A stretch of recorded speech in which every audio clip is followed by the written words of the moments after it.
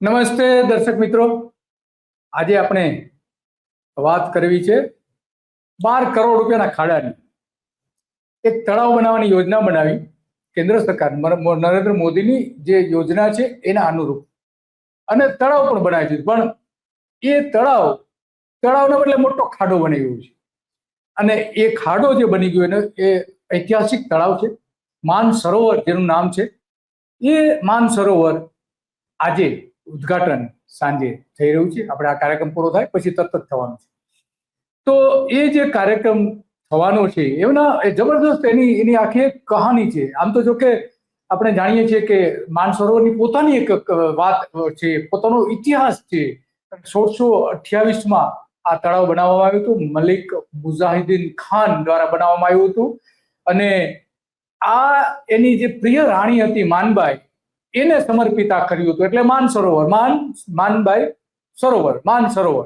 દોસ્તો, 1 મિનિટનો તમારો સમય લેવા માંગુ છું. આપણે આગળ વધીએ કાર્યક્રમમાં એના પહેલા એક અપીલ કરવા માંગુ છું કે ધ ગુજરાત રિપોર્ટ એ સ્વતંત્ર પત્રકારત્વ કરતું સમાચાર માધ્યમ છે. અમે કોઈ પણ રાજકીય પક્ષનો એજન્ડા કે કોઈ વ્યક્તિ કે સંસ્થાનો એજન્ડા લઈને ચાલતા પત્રકારો નથી, અથવા સંસ્થા પણ એ પ્રકારની નથી. અમે પ્રો પીપલ અને રાજ્યના નાગરિકોના પ્રશ્નો માટે એમને વાચા આપવા માટે કામ કરતી સંસ્થા છીએ. અને એના માટે અમારે એક આર્થિક સહયોગની જરૂર છે, જેના માટે અમે જોઈનનું બટન આપણા યુટ્યુબ પ્લેટફોર્મ માટે અમે બનાવેલું છે.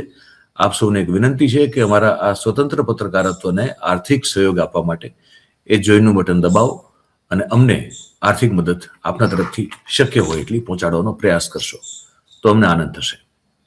Thank you very much. હવે આપણે આગળનો કાર્યક્રમ જે છે એ જોઈએ.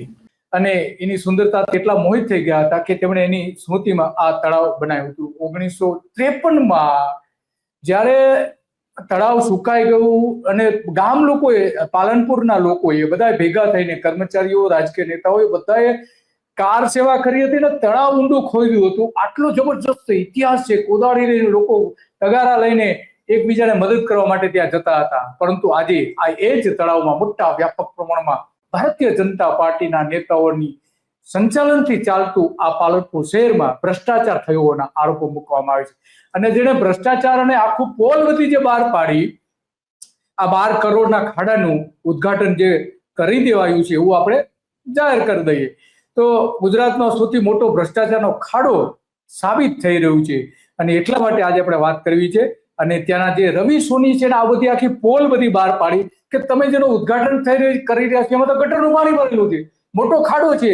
8 થી 12 કરોડ રૂપિયાનો તમે ખર્ચ કર્યું છે. બાજુના જે બગીચો, બાજુમાં એક બીજો બગીચો બનાવેલો છે રોડની પેલી બાજુ, એ બધું થઈને 12 કરોડ રૂપિયા થાય છે. તો આ 12 કરોડનો તો તમે ખાડો બનાવી દીધો છે. એમણે જે વિડીયો જાહેર કર્યો અને પોલ પાડી, તો પોલીસે આજે એને સવારથી અટકાયતમાં લાવી દીધા છે. અને એ પોલીસના નજર કેદમાં, આજે એના જ ઘરમાં નજર કેદમાં આવી ગયા. તો આ આપણા ભૂપેન્દ્રભાઈ પટેલનું રાજ છે. અને એ રાજ આપણે જોઈએ. આજે 10 કરોડના એક ખાડાનું ઓપનિંગ થવા જઈ રહ્યું છે. આખા વિશ્વમાં કેવો આવો ખાડો તમે જોયો નહીં હોય, એવો ખાડો આજે હું તમને બતાવવા જઈ રહ્યો છું. તમે ઘણી બધી રીલ્સ જોઈએ છે. મિની કાંકરિયા, પાલનપુરનું આજે બહુ મોટું તળાવનું ઓપનિંગ થવા જઈ રહ્યું છે. માન સરોવરનું ઓપનિંગ થવા જઈ રહ્યું છે. કે જેટલી રીલ્સ તમે જોઈ એ રીલ્સમાં તમે જોજો, તમને વચ્ચેનો ભાગ નહીં બતાવવામાં આવે, ખાલી આજુબાજુનો ટ્રેક, બગીચો આ જ બતાવવામાં આવશે. કારણ કે રીલ્સ બનાવનારને કહેવામાં આવ્યું છે કે સારું દેખાવું જોઈએ, સાચું નહીં. સાચું હું તમને બતાવી રહ્યો છું. આ જુઓ, આ છે અસલી માન સરોવરની હાલત. 10 કરોડ રૂપિયા વાપર્યા પછી આ માન સરોવરની હાલત તમે જુઓ. આ આજનું છે લાઈવ, એટલા માટે જ બતાવી રહ્યો છું કે તમને પણ ખબર પડે કે આજની આ કન્ડિશન શું છે. આ જોઈ લેજો. આ 10 કરોડ રૂપિયાનું વિશ્વનો સૌથી મોટો ખાડો કે જેને ખોદવા માટે 10 કરોડ વાપર્યા હોય એવો ખાડો છે. આજે મંત્રીઓને બોલાવીને ઉદઘાટન કરવામાં એટલા માટે આવી રહ્યું છે કે ટર્મ્સ પૂરી થઈ રહી. દર્શનાબેન આવવાના છે ઉદઘાટન કરવા સાંજે 7 વાગે. અને પ્રધાનોને બોલાવવામાં આવે છે કારણ કે પાલનપુરની મુદત પૂરી થાય છે અને રાજકીય ફાયદો લેવો છે. અને આ ખાડો આ રીતે ઉભો કરી છે. એમના હોદ્દાની મુદત પૂરી થઈ રહી છે એટલે અધૂરા કામમાં આ તમે જુઓ. તમને લાગે છે મિત્રો કે આ કામ થયેલું છે? આજુબાજુ જે ટ્રેક બનાવ્યો છે અને બગીચો જે બનાવ્યો છે, બગીચો તો આ બાજુ બીજો છે જ, તમને હું બગીચો પણ બતાવું.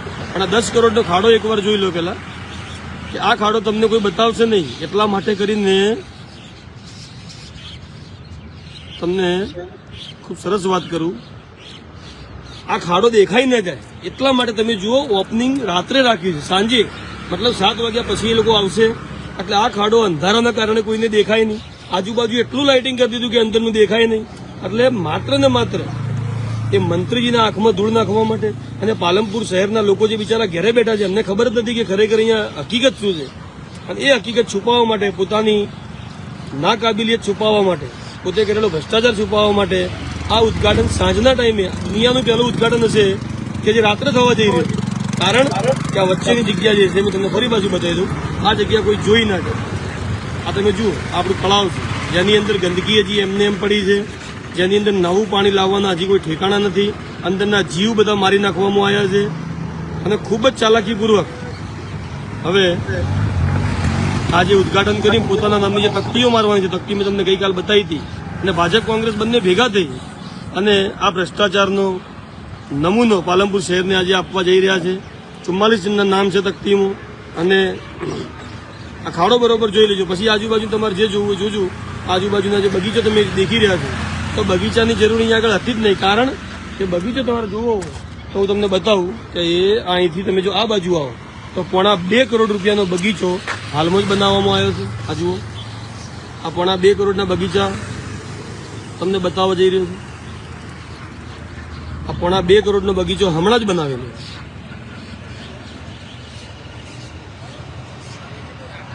તો સામે બગીચો 2 વખત બનાવવાની તો જરૂર હતી નહીં, ખરેખર જરૂર છે નહીં.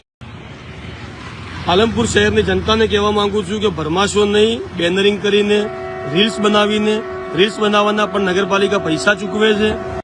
તો આ રીલ્સ કેવી હોય છે એ પણ આપણે જોઈશું. અને તમને સારું દેખાડવાની વાત છે, સાચું દેખાડવાની વાત ક્યાંય નથી. અને એટલા માટે હું તમને વારંવાર આ બતાવું છું કે આ ખાડાનું ઓપનિંગ આજે થવા જઈ રહ્યું છે, જે 10 કરોડનો ખાડો છે. મને ખબર છે કે મારે અહીંયા આગળ આજે શું કરવાનું, પણ હું તમને કહું છું કે તમે લોકો પણ માત્ર કોઈનું પૂછડું બનીને ફરવા કરતા જે સત્ય છે એ સત્યની પાછળ વળગ્યા રહેજો. 10 કરોડનું કામ આવું ના હોય એ ગમે તેને ખબર પડે, પણ આ માત્ર ને માત્ર પાલનપુર શહેરની જનતાને ગેરમાર્ગે દોરવાની વાત છે. જેટલા બને એટલા વધારે લોકોને અહીંયા લાવજો. સાંજે એવું લાગવું જોઈએ કે અમે ઉદઘાટન કરીને લોકો એમાં ભાગ લીધો. હવે નગર સેવકને 25-50 જણા લાવવા નોર્મલ વાત છે, એટલા તો એમને મળી રહે. હવે 44 તો આ વાત એમને એટલા માટે કરવી પડે છે કે લોકો રીલ બનાવી રહ્યા છે, અને પાલનપુર નગરપાલિકા પોતે પણ આવા આ પ્રકારનો જેવું લોકોને કઈ રીતે ગેરમાર્ગે દોરે છે એ સમજવા જેવું છે. એક આપણે વિડીયો જે રિલીઝ થયો છે એ જોઈ લઈએ. એમાં સ્પષ્ટપણે રાતના સમયે જ આખું શૂટિંગ કરવામાં આવ્યું, જેથી કરીને જે રવિ કહી રહ્યા હતા કે એમાં લોકો જોઈને જાય એટલા માટે. તો આ આપણે સ્પષ્ટપણે દેખાય છે. જુઓ,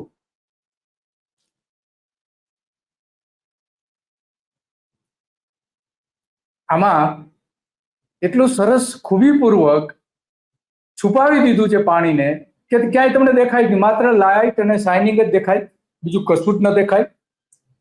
એ રીતે બનાવી દીધું છે, અને લોકોને છેતરવાની જ વાત છે, બીજું તો શું છે આમાં. આ જોઈ શકાય છે કે કેવું સરસ રીતે વિડીયો ફિલ્મ બનાવીને લોકોને મૂર્ખ બનાવવામાં આવી રહ્યા છે.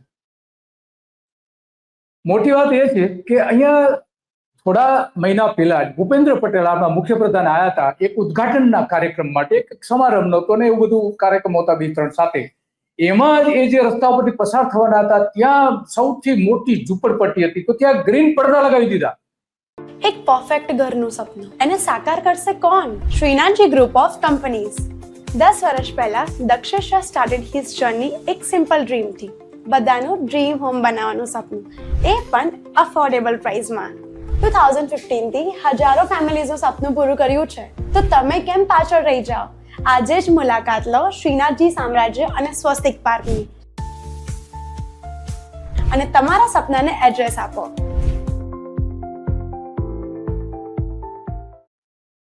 ઝૂંપડપટ્ટી મુખ્યપ્રધાનને દેખાય નહીં એ માટે ગ્રીન પડદાથી. અહીંયા હવે જે ઉદઘાટન થવાનું છે ત્યાં પ્રધાનો આવવાના છે.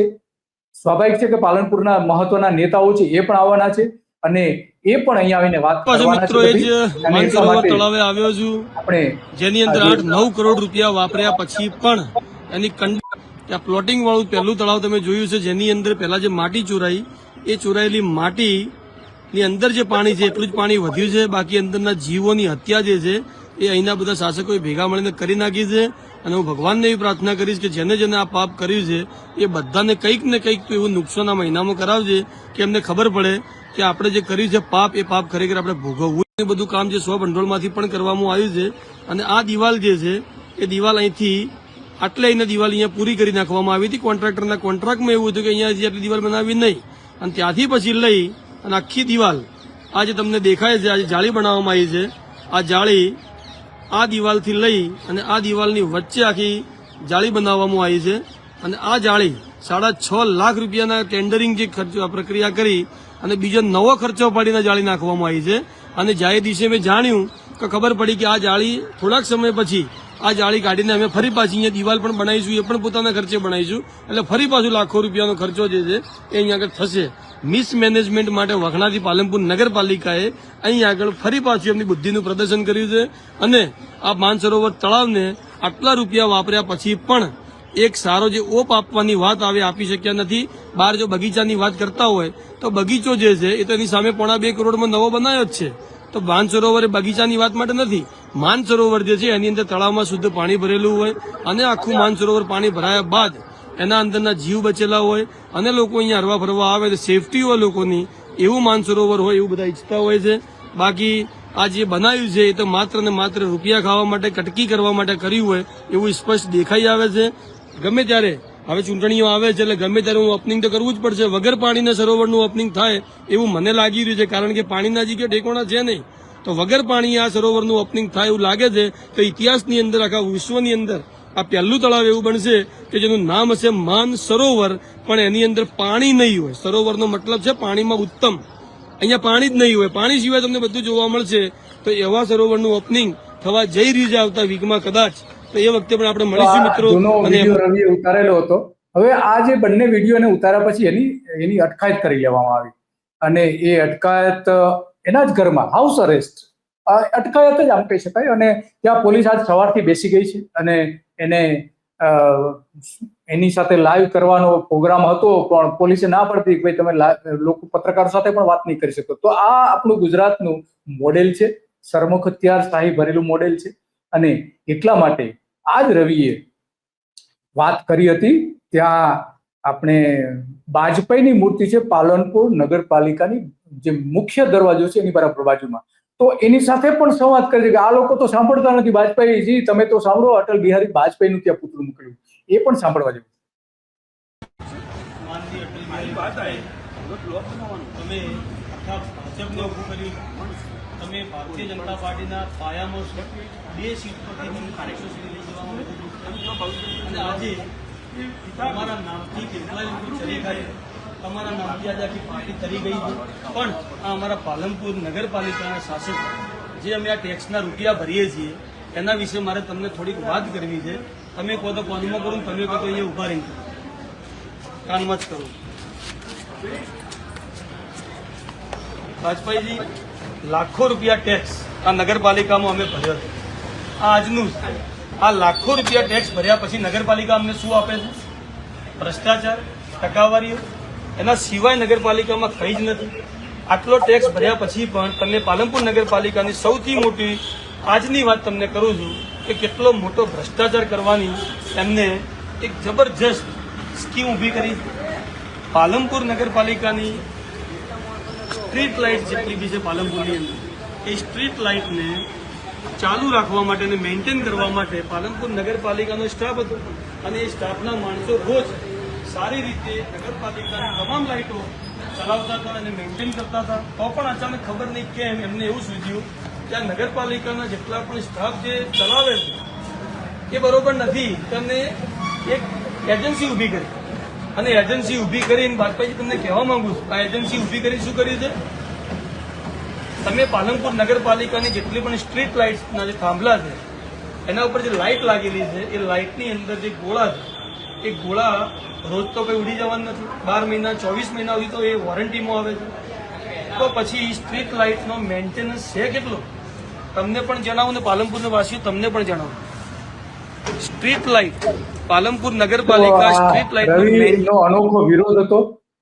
આ પ્રકારના વિરોધ થવા જ જોઈએ.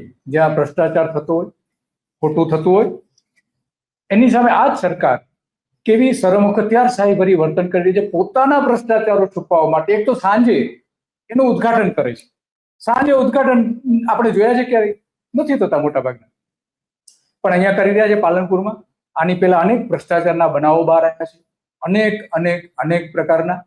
અને આ રવિએ જે વાજપેયીની મૂર્તિ બેસાડી છે કે તમે તો સાંભળો મારી વાત, આ લોકો ભાજપના નેતાઓ તો સાંભળતા નથી, બધા જ બેરા કાના આંધળા થઈ ગયા છે અને માત્ર ભ્રષ્ટાચાર કરવામાં જ વ્યસ્ત છે. ત્યાં મુખ્યપ્રધાન આવે છે તો એને ઝૂંપડાઓ ન દેખાય એટલા માટે આખી દિવાલ બનાવી દેવા છે, કાપડની દિવાલ બનાવી દે છે, ગ્રીન કાપડ. તો આ ભાજપનું શાસન છે.